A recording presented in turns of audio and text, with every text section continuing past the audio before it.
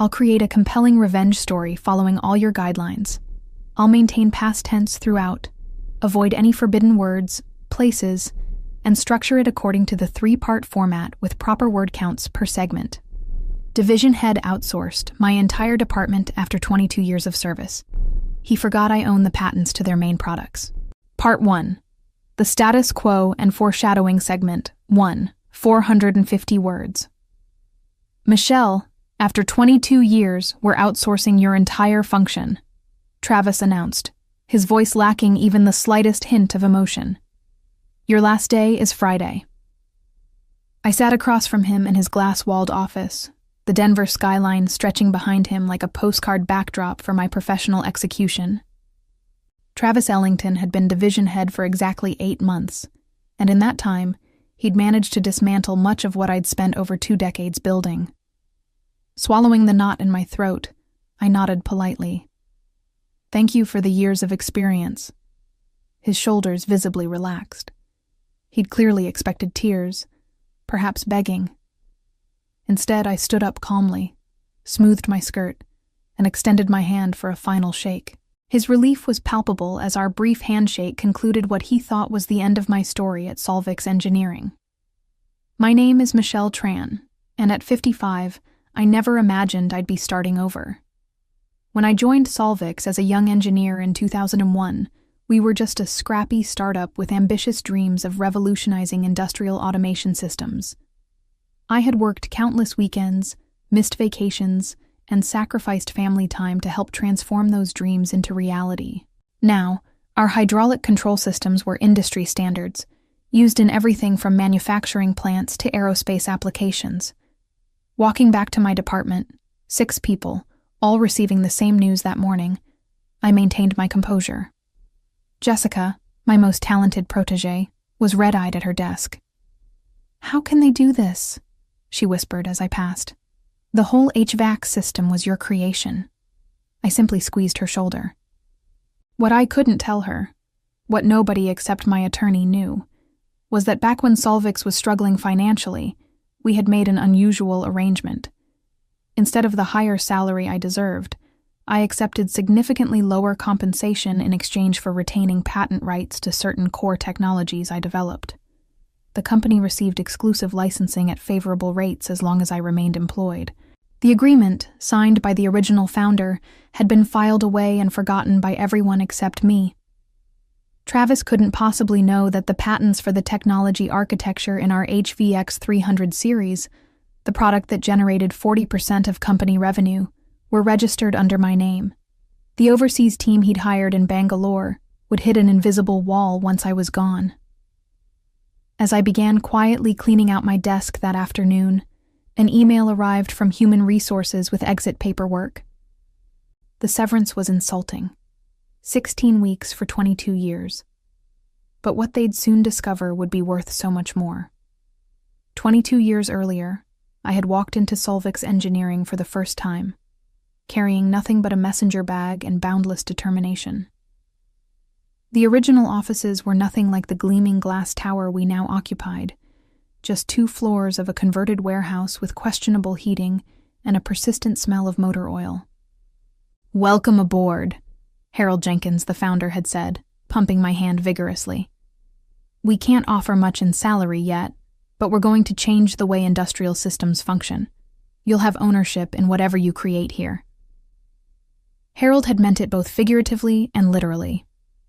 When I developed the first prototype of what would become our hydraulic variable axis control system, the company was on the verge of bankruptcy. Instead of letting my innovation become the property of whatever corporation might acquire our assets, Harold had drawn up the unusual patent arrangement. Solvix would have exclusive licensing rights as long as I remained part of the team, but the intellectual property would stay with its creator. "This protects both of us," he'd explained.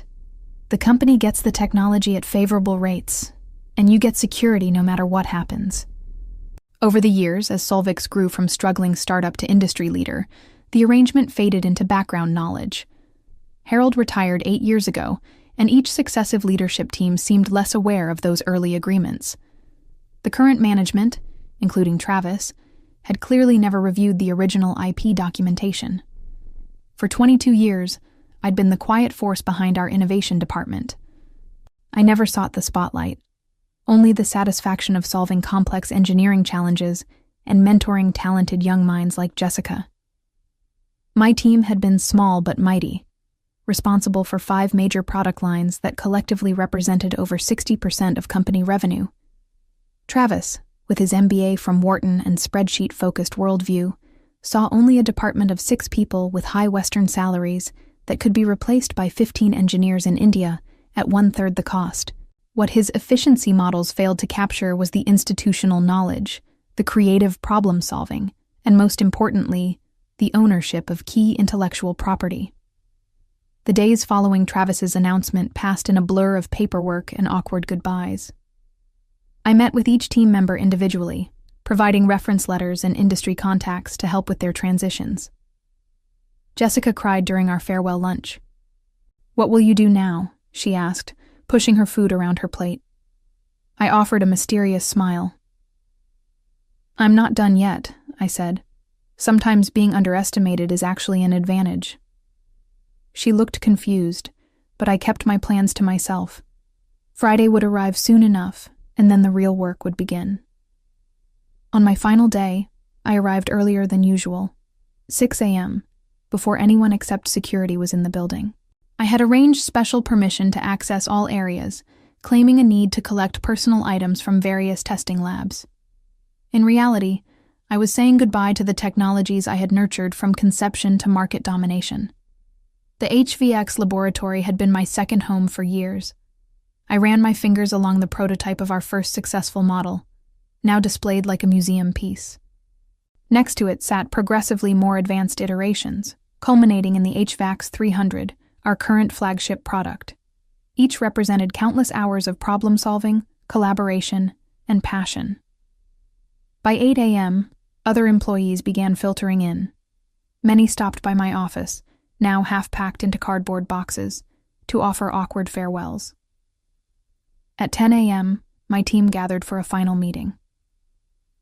"I've been honored to work with every one of you," I told them, fighting to keep my voice steady. "Whatever happens next, remember that what we built here mattered." At noon, Travis's assistant delivered my official termination paperwork with practiced corporate detachment. I signed everything without comment and handed over my security badge. By 2 p.m., I was walking through the lobby for the last time, carrying 2 decades of memories in a single box.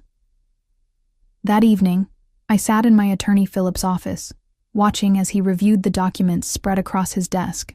"Everything's in order," he confirmed. "The patent rights are ironclad. The licensing agreement clearly terminates with your employment." "And the new agreement I proposed?" Philip shuffled through the papers. "Consulting rates at 5 times your former salary, exclusive rights management, and veto power over any modifications to your technologies. It's aggressive, but they'll have little choice. How long until they realize the problem? That depends on how quickly they try to implement changes with the new team. The system will continue functioning as is, but any attempt to modify the code or design will trigger licensing verification. I'm guessing 2 weeks, maximum." I nodded, feeling a complex mixture of emotions: vindication, sadness, and a strange sort of freedom. "Send the official notice on Monday, but hold the consulting proposal until they contact us." The weekend stretched before me, my first in decades without Solvix work to occupy my thoughts. I spent Saturday in my garden, replanting spring bulbs and clearing away dead leaves, a fitting metaphor for my current situation. On Sunday, I hiked through Red Rocks Park, watching rock climbers scale seemingly impossible vertical faces, finding new handholds where none appeared to exist. Monday morning arrived with unfamiliar quietness.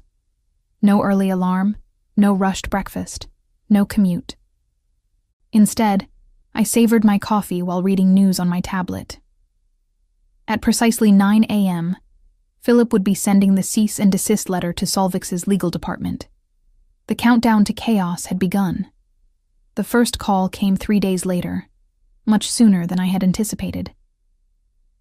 "Michelle, this is Diane from legal at Solvix." The voice on the other end of the line sounded strained. "We've received some concerning correspondence from your attorney. There must be some misunderstanding." "No misunderstanding, Diane," I replied calmly.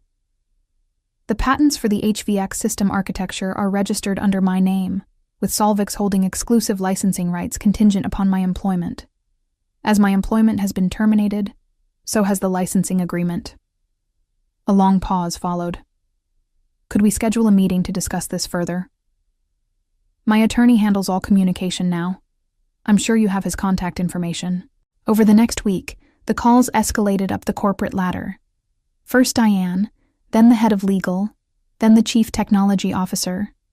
I referred them all to Philip, who reported back with undisguised amusement. "They're in full panic mode," he said during our Thursday update. "The outsourced team can't make any modifications to the system without triggering licensing alerts. Production on the next generation HVX 400 has completely stalled." I felt a flicker of concern for my former team. "Have they contacted Jessica or any of the others?" "From what I understand, they've been trying to rehire your whole department, but most have already accepted positions elsewhere. Jessica started at Navarro Systems on Monday." I smiled at that. Navarro was one of our biggest competitors, and Jessica would thrive there. 9 days after my departure, Travis Ellington himself called. I let it go to voicemail. "Michelle, this is Travis. We need to discuss the patent situation immediately. This is creating significant operational challenges. Please call me back as soon as possible." I didn't return his call. Instead, I forwarded the message to Philip with a single instruction. Let them stew another week. That week, I took a short trip to Glenwood Springs, soaking in the natural hot springs and enjoying the mountain air. For the first time in years, I felt the tension in my shoulders begin to release. Each night, I slept deeply without dreams of project deadlines or engineering problems. When I returned home, there were 4 more messages from Travis, each more desperate than the last. The final one abandoned all pretense of corporate composure. "Michelle, please. The board is breathing down my neck. We've had to halt 3 production lines. Whatever you want, we'll discuss it. Just call me back." Philip reported that Solvix's stock had dropped 12% since news of the production challenges had leaked to industry analysts. The board was scheduled to meet in emergency session on Friday. "Time to present our proposal," I told him. "Send over the consulting agreement." The terms were straightforward, but heavily in my favor. I would provide exclusive licensing for all my patents at reasonable rates, plus consulting services at 5 times my former salary. Additionally, I would have final approval on any modifications to my technologies, and I would train the new engineers, both in Denver and remotely in Bangalore. Thursday morning, my doorbell rang. I opened it to find Travis standing on my porch, dark circles under his eyes and his typically perfect appearance noticeably disheveled. "Michelle," he said, his voice hoarse. "The board has removed me as division head. I've been demoted to regional sales. I just wanted to speak with you directly before I leave Denver." I studied his face, not with satisfaction at his downfall, but with the weary recognition that he had learned nothing from this experience. "Travis, this wasn't personal," I said finally. "It was about respecting the value of what was built over decades." He looked down, unable to meet my eyes. "The new interim division head wants to meet with you. Eleanor Jenkins." I couldn't hide my surprise. "Harold's daughter?" Travis nodded. "She's been called in to handle the crisis." Eleanor Jenkins had her father's eyes, keen, intelligent, and capable of looking straight through corporate nonsense. We sat across from each other at a corner table in a small cafe downtown, away from Solvix headquarters. "I returned from London as soon as I heard," she said, stirring her tea methodically. "Dad always said you were the backbone of Solvix's innovation. I should have stayed more involved after he retired." Eleanor had chosen a different path from her father, becoming an international consultant for renewable energy projects. She had inherited his shares in Solvix, but had remained a passive board member until now. The board has asked me to resolve this situation, she continued. They've unanimously approved your consulting proposal. I raised an eyebrow. That was fast. Production has completely halted on our main product lines. The Bangalore team is skilled, but they can't work without access to the foundational architecture. Every day we delay costs millions. And Travis's outsourcing decision? Eleanor's expression hardened slightly. Being reevaluated. His approach was short-sighted. I sipped my coffee, considering. The agreement isn't just about money, Eleanor. It's about respect for innovation and the people who create it. I understand that better than most, she replied. Which is why I'm proposing an addition to your terms. She reached into her leather portfolio and slid a document across the table.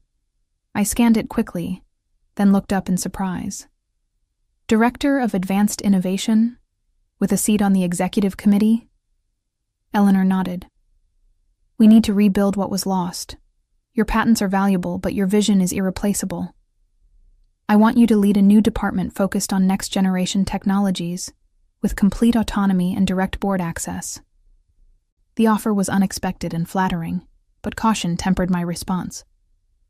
What about the outsourced team? They'll continue handling routine maintenance and implementation under your guidance, but core innovation returns to Denver, with you at the helm and the authority to rebuild your team.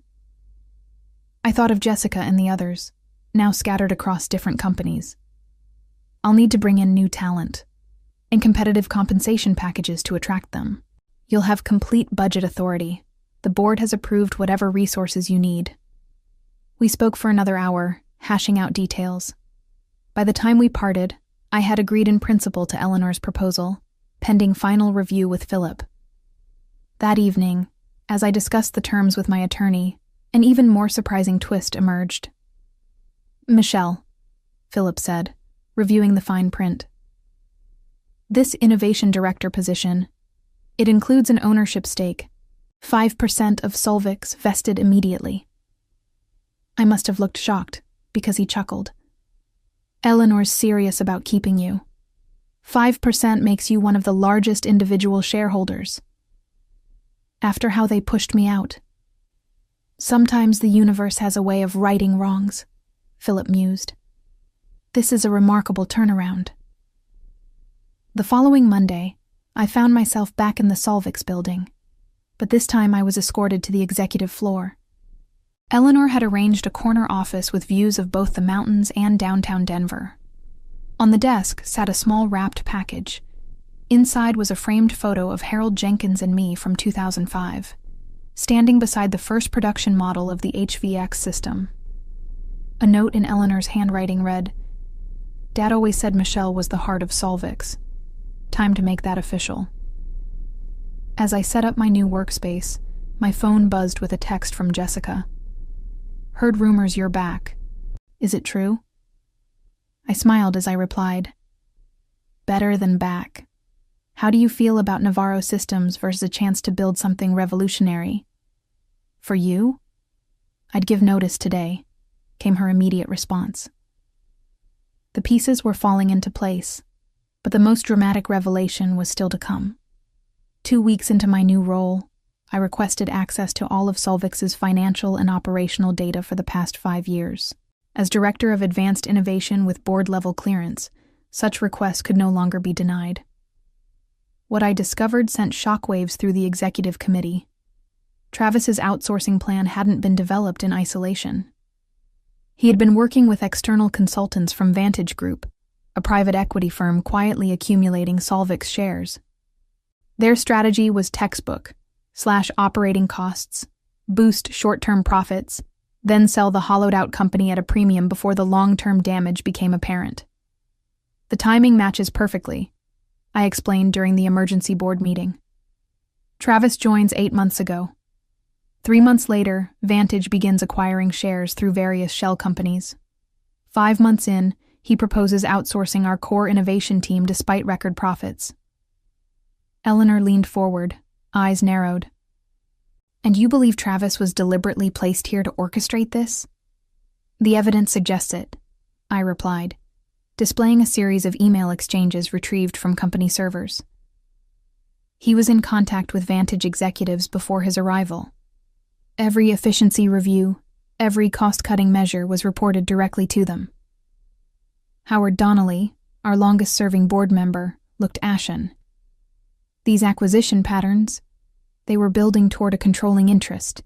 If they'd succeeded, Solvix would have been gutted and sold for parts, I finished.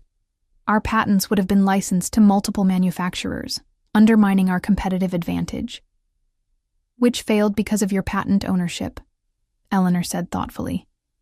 An arrangement they never discovered in their due diligence. The realization of how close Solvix had come to destruction sobered everyone present. If my patents had been company property, nothing would have stopped Travis's plan. My termination would have been merely the first step in dismantling everything Harold Jenkins had built. We need to act decisively, Eleanor declared. Howard, initiate a shareholder rights plan immediately. Michelle, work with legal to identify and protect all remaining intellectual property. We'll convene again tomorrow to discuss next steps. After the meeting, Eleanor asked me to stay behind. You saved this company twice, she said quietly. First, by creating the technology that made us industry leaders, and now by exposing this takeover attempt before it succeeded. I shook my head.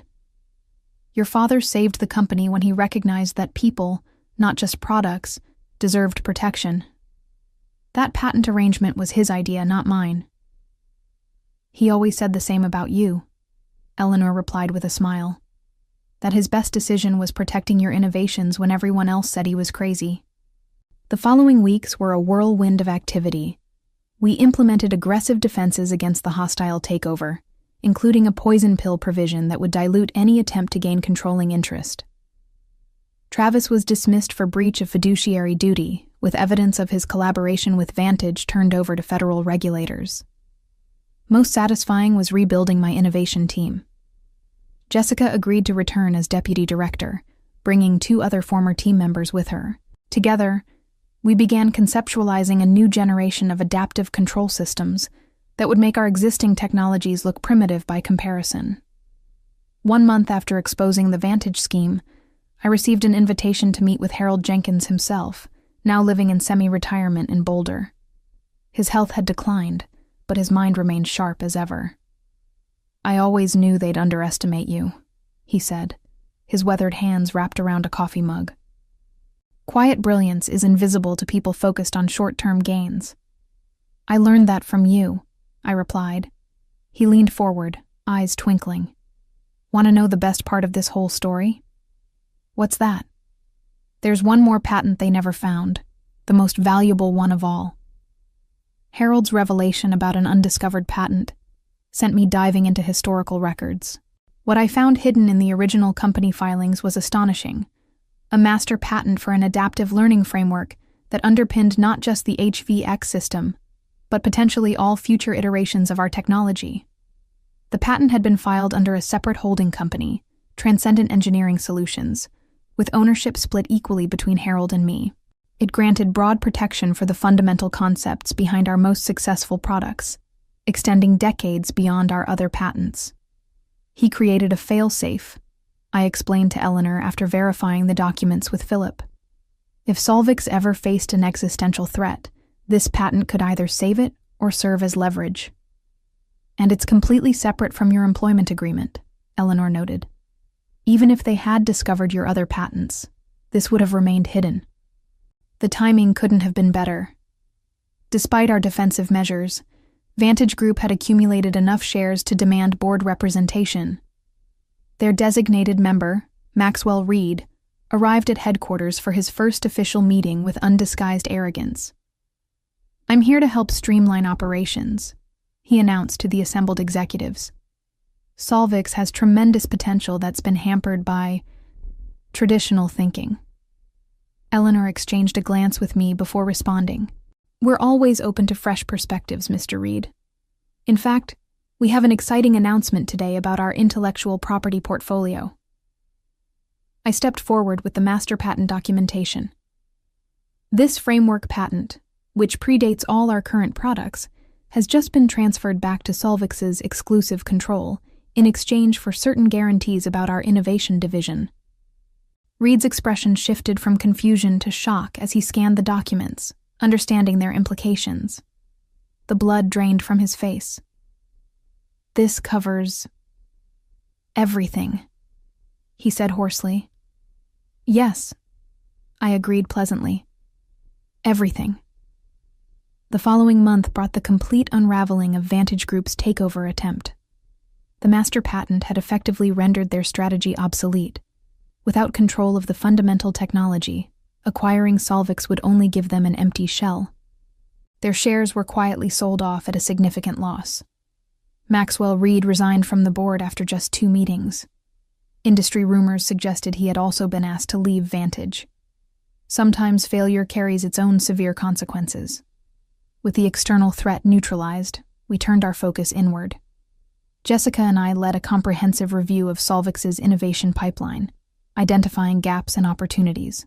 Our new team, a blend of veterans and fresh talent, began developing prototypes that would secure our market leadership for years to come.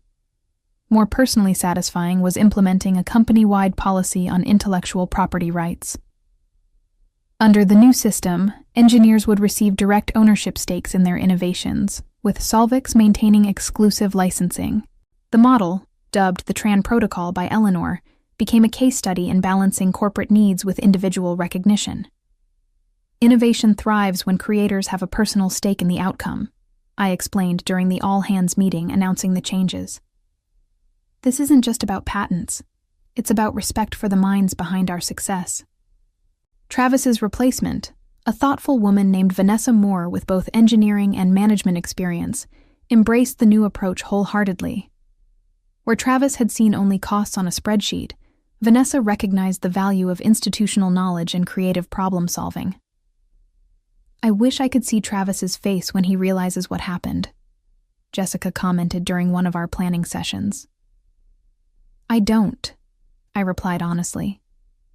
This was never about revenge. It was about recognition of value, both the technology and the people who create it. Eleanor, overhearing this exchange, smiled appreciatively. "That's exactly why you belong in that director's chair, Michelle." The balance had finally been restored. The seeds of innovation I had planted over 22 years had grown into a forest that protected not just me, but everyone at Solvix who dared to create. Looking back on my journey from engineer to executive, I realized that true power had always resided in the quietest corners of the company, with those who built rather than those who boasted.